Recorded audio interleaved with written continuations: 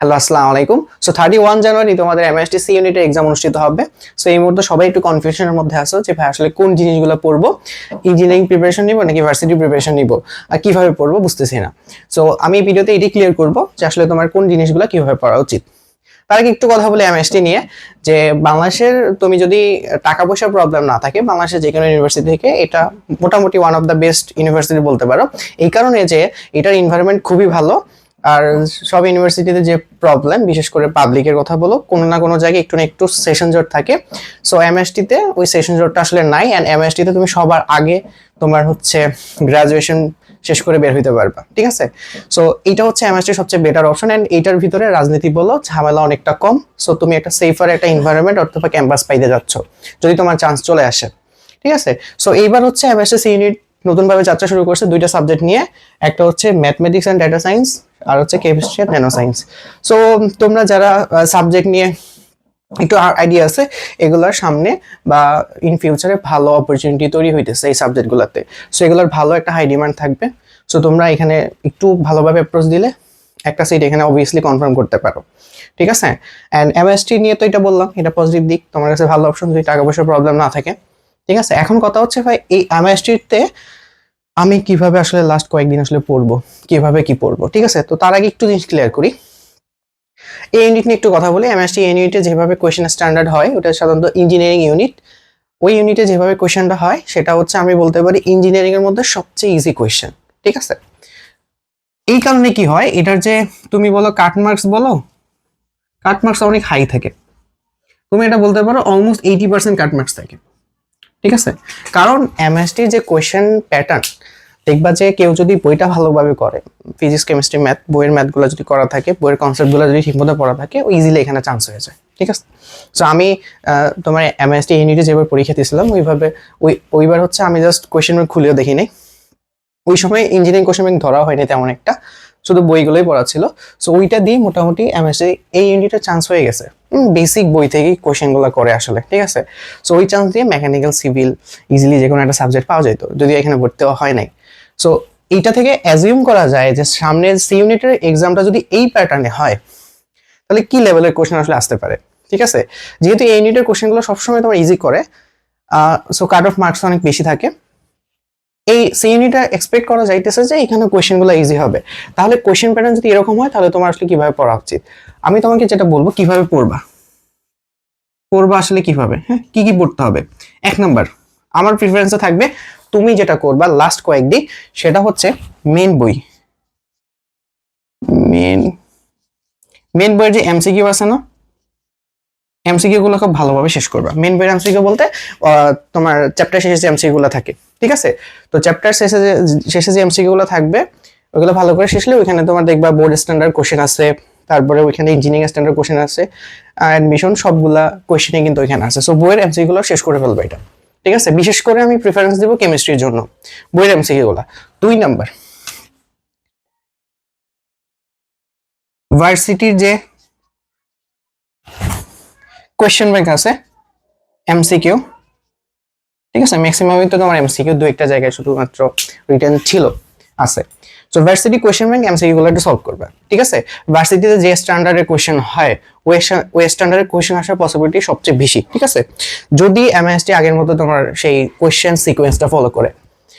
তারপরে মেন বই বরাবর ভার্সিটি কোয়েশ্চেন ব্যাংক করার পরে বুয়েট, বুয়েট প্রিলি, ঠিক আছে? এই যে কোয়েশ্চেন ব্যাংকটা ছিল, এই কোয়েশ্চেন ব্যাংকটা ভালোভাবে সলভ করবে। বইটার সব মানে ম্যাথ না, এমসিকিউতে যে কোয়েশ্চেনগুলো আসতো ওই কোয়েশ্চেনগুলো একটু সলভ করবা, ঠিক আছে? তাহলে কি হবে, মোটামুটি তোমার ইঞ্জিনিয়ারিং ভার্সিটি প্রিপারেশন কিন্তু এখানে হয়ে যাবে। আমার মনে হয় কেউ যদি এই 3টা কাজ করতে পারে, মোর দেন আর কিছু করা লাগবে না।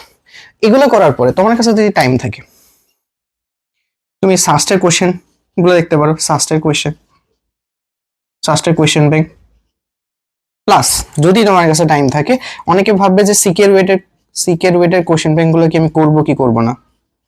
এখন সিকিউরিটির ক্ষেত্রে যেটা প্রবলেম, সিকিউরিটির যে ম্যাথগুলো আসে, তুমি তো যারা এক্সাম দিয়েছো তারা তো জানো, এগুলো আসলে এমসিকিউ বলা যায় না, এগুলো রিটেনই বলা যায়। বাট আমরা জানি যে এখানে আমাদের টাইম জানি কতক্ষণ বলো তো। তোমরা অলরেডি তো সার্কুলারটা দেখছো, বাট তারপর আমি ক্লিয়ার করি। তোমাদের 80 মার্কের এক্সাম হবে,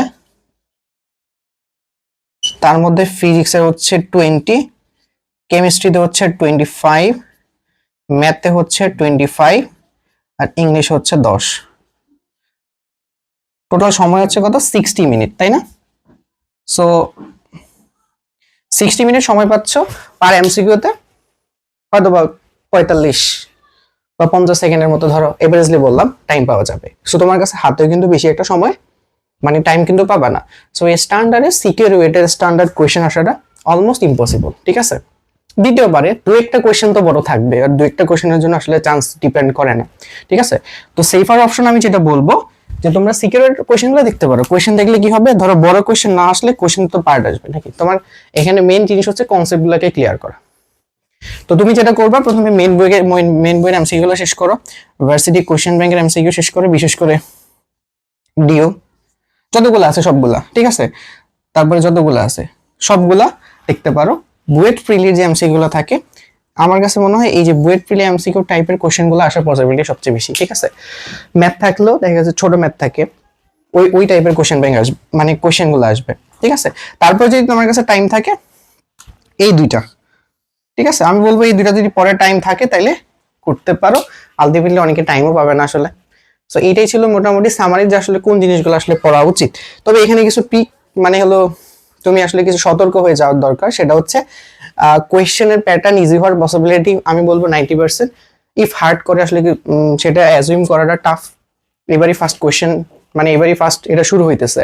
সো যেটা বলা যায় কোয়েশ্চেন ইজি হওয়ার সম্ভাবনাই সবচেয়ে বেশি। ইজি হইলে তাই গেছে তোমার এই যে মেইন বইয়ের MCQ, varsity standard MCQ, BUET প্রিলি, এই টাইপের এমসিকিউ গুলো আসার পসিবিলিটি সবচেয়ে বেশি, ঠিক আছে?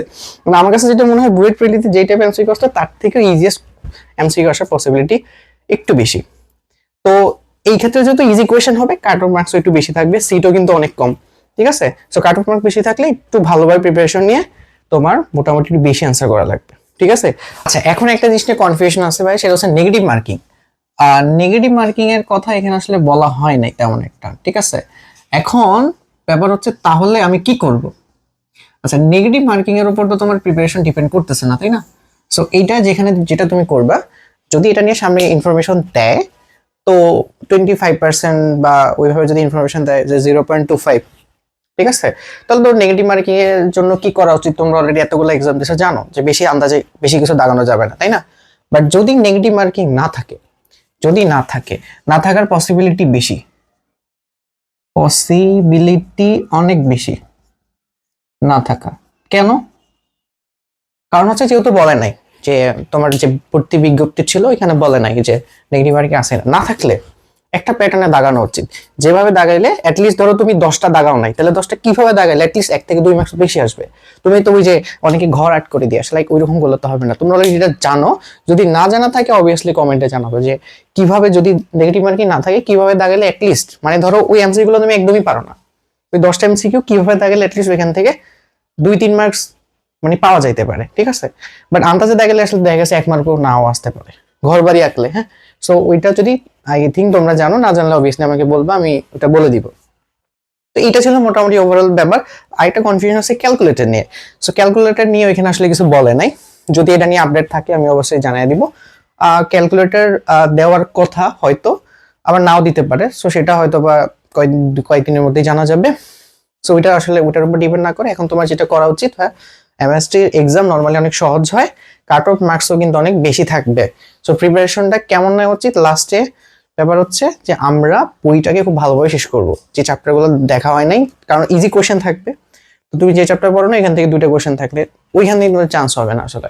তো তোমার না পড়া যে চ্যাপ্টারগুলো আছে ওগুলোর বেসিকগুলো একটু ক্লিয়ার করে ফেলো, যাতে ওখান থেকে বেসিক কোশ্চেন অ্যান্সার করতে পারো। কোশ্চেন বেসিক হওয়ার পসিবিলিটি 90% বলা যায় অলমোস্ট, ঠিক আছে? সো এটা ছিল ওভারঅল সাজেশন। লাস্ট টাইমে তুমি এভাবে প্রিপারেশনটাকে গুছাইতে থাকো, যদি তোমার এমএসটিসি ইউনিটের জন্য প্যাশন থাকে। ঢাকার মধ্যে আছে, সো ভালো অপশন। তবে এখানে তো বললাম আমি সিট মাত্র 60টা, তারপরে মিলিটারি কোটা আছে, সো এখান থেকে গিয়ে হয়তো বা 34-35টা সিট থাকবে। সো এটা হিউজ কম্পিটিশনের ব্যাপার। ঠান্ডা মাথা ঠান্ডা রেখে প্রিপারেশনটা কিভাবে গুছিয়ে নাও, খুবই ইম্পর্টেন্ট, যেটা লাস্টে বলে দিলাম, ঠিক আছে? ফুল সম্পূর্ণ বই শেষ করবা, ঠিক আছে? মানে শর্ট সিলেবাসে সম্পূর্ণ বইটা একটু পড়বা, সম্পূর্ণ বইয়ের বেসিকটা নিতে হবে, ঠিক আছে? কোশ্চেন সহজ হবে। সো সম্পূর্ণ বই পড়া থাকলে আগে থাকবা।